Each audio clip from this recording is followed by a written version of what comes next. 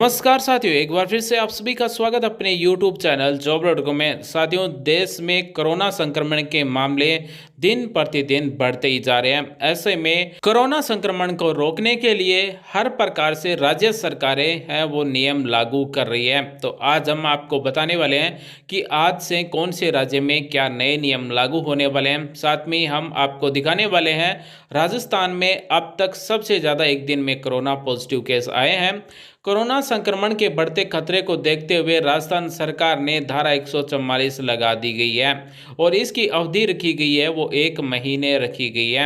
यानी कि 22 अप्रैल से 21 मई 2021 तक राज्य में धारा 144 लागू रहेगी और इसके तहत किसी भी सार्वजनिक जगह पर 5 से ज़्यादा लोग एकत्रित नहीं हो सकेंगे। आपको बता दें कि पिछले 4 दिनों से कोरोना संक्रमण के आंकड़ों के बीच गहलोत सरकार ने एक बार फिर धारा 144 को 1 महीने और बढ़ा दिया गया है। यानी कि आज से 21 मई 2021 तक धारा 144 लागू रहेगी और इसके तहत किसी भी सार्वजनिक जगह पर 5 से ज़्यादा लोग एकत्रित नहीं हो सकेंगे। आपको ये भी बता दें कि राजस्थान में पिछले 24 घंटे में कोरोना की दूसरी लहर को देखते हुए पिछले 24 घंटे में अब तक के आंकड़ों में सबसे ज़्यादा आंकड़े आए हैं। यानी कि कोरोना संक्रमण के सबसे ज़्यादा केस है वो आज की डेट में पिछले 24 घंटे में आए हैं। गृह विभाग की ओर से मंगलवार को जारी किए गए आदेश में कोरोना वायरस के मद्देनज़र गहलोत सरकार ने बड़ा निर्णय लेते हुए धारा 144 की अवधि 1 महीने तक और बढ़ा दी गई है। अब पूरे प्रदेश में 22 मई को ये अवधि समाप्त होगी। राज्य सरकार ने कोरोना संक्रमण और लोगों के स्वास्थ्य के मद्देनज़र यह निर्णय लिया गया है। राज्य के गृह विभाग के ग्रुप 9 ने इसके आधिकारिक आदेश जारी कर दिए गए हैं। तो साथियों, अब राजस्थान में आज से धारा 144 लागू हो गई है और ये 21 मई 2021 तक रहेगी, जो कि धारा 144 है वो प्रदेश में ख़त्म होगी 22 मई 2021 को। आपके लिए अगला बड़ा अपडेट है, CRPC की धारा 144 क्यों लागू की जाती है और इसके अगर आप विरुद्ध जाते हैं तो आप पर क्या कार्रवाई हो सकती है। CRPC की धारा 144 शांति कायम करने या किसी आपात स्थिति से बचने के लिए लगाई जाती है। किसी तरह की सुरक्षा, स्वास्थ्य संबंधित खतरे या दंगे की आशंका हो, धारा 144 लागू होने के बाद इंटरनेट सेवाओं को भी आम पहुंच से ठप किया जा सकता है। यह धारा लागू होने के बाद उस इलाके में हथियार लेके जाने पर भी पाबंदी होती है। और यहाँ पर जो गवर्नमेंट का लगाने का धारा 144 का मकसद है वो है कि ज़्यादा लोग इकट्ठे ना हो, यानी कि 5 से ज़्यादा लोग इकट्ठे ना हो ताकि राज्य में कोरोना के संक्रमण है वो ज़्यादा नहीं बढ़े, यानी कि कोरोना एक दूसरे लोगों से ना फैले। साथियों, हमारी भी आप सभी से रिक्वेस्ट है, जब भी आप घर से बाहर निकलें तो मास्क लगा कर निकलें, सोशल डिस्टेंसिंग की पूरी पालना करें ताकि देश और राज्य में कोरोना संक्रमण के मामले हैं वो कम आए, यानी कि एक दूसरे लोगों से संक्रमण कम फैले।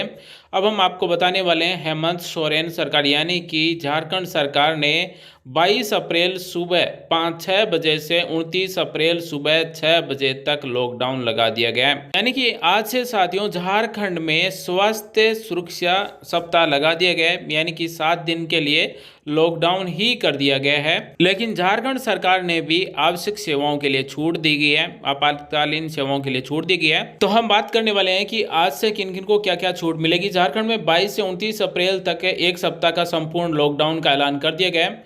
मुख्यमंत्री हेमंत सोरेन ने मंगलवार को इसका ऐलान करते हुए कहा कि लॉकडाउन गुरुवार सुबह 6 बजे से प्रभावी होगा। इस दौरान सरकार ने कुछ छूटों को भी ऐलान किया है और ये लॉकडाउन 22 से 29 अप्रैल एक हफ्ते तक रहेगा। सबसे पहले हम बात करने वाले हैं 1 नंबर छूट के बारे में। जी हाँ साथियों, ग्रामीण विकास की सभी योजनाएं चलती रहेगी। 2 नंबर है, सभी प्रकार के निर्माण कार्य चलते रहेंगे जिससे कि श्रमिकों को रोजगार मिल सके और उनकी रोजी रोटी वो चलती रहे। वहीं 3 नंबर है, किराना दुकान खुली रहेगी और आवश्यक सेवाएं भी बहाल रहेगी।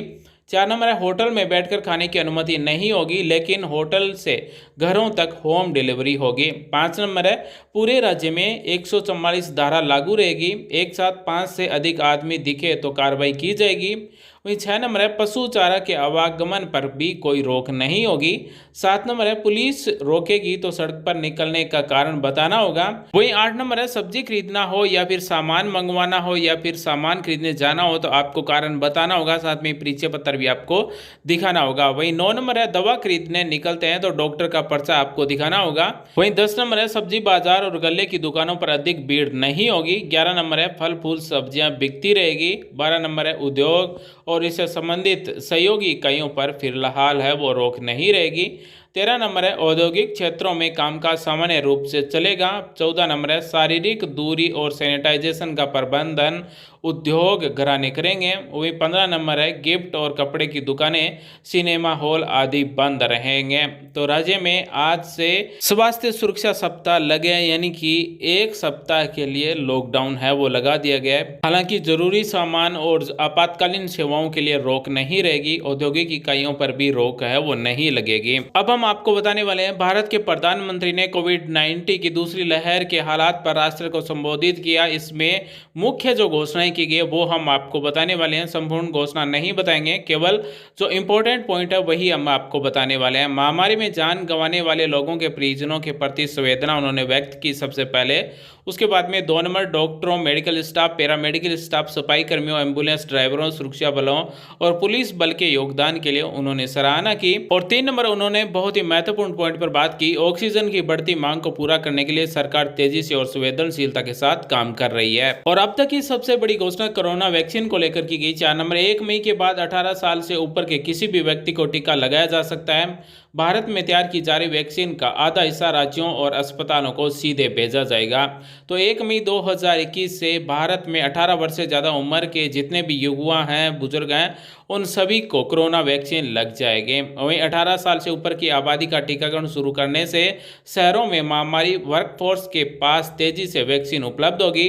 वहीं जन बचाव के साथ साथ आर्थिक गतिविधियों को बचाने और लोगों की आजीविका पर न्यूनतम प्रतिकूल प्रभाव सुनिश्चित करने का प्रयास किया गया है। वहीं 6 नंबर है राज्य सरकारें श्रमिकों का भरोसा जगाए रखें और उन्हें आग्रह करें कि वे जहां हैं वहीं रहें, यानी कि अपने राज्य में ही रखने की पूरी कोशिश करें। 7 नंबर उन्होंने कहा आज की परिस्थितियों में हमें देश को लॉकडाउन से बचाना होगा। 8 नंबर है राज्य सरकारें को लॉकडाउन को अंतिम विकल्प के रूप में इस्तेमाल करना चाहिए। हमें लॉकडाउन से बचने की पूरी कोशिश करनी चाहिए और माइक्रो कंटेनमेंट जोन पर ध्यान केंद्रित करना होगा, यानी कि जहां पर कोरोना संक्रमण के केस ज़्यादा हैं उन्हीं को लॉकडाउन करने के लिए उन्होंने कहा है। अब हम आपको बताने वाले हैं इस 1 मई से लगने वाली 18 वर्ष से ज़्यादा उम्र के कोरोना वैक्सीन पर राजस्थान के मुख्यमंत्री ने ट्वीट कर कहा है राज्यों द्वारा लगातार मांग करने के बाद केंद्र सरकार ने 18 वर्ष से अधिक आयु वाले लोगों के वैक्सीनेशन का फैसला किया, जिसका हम स्वागत करते हैं।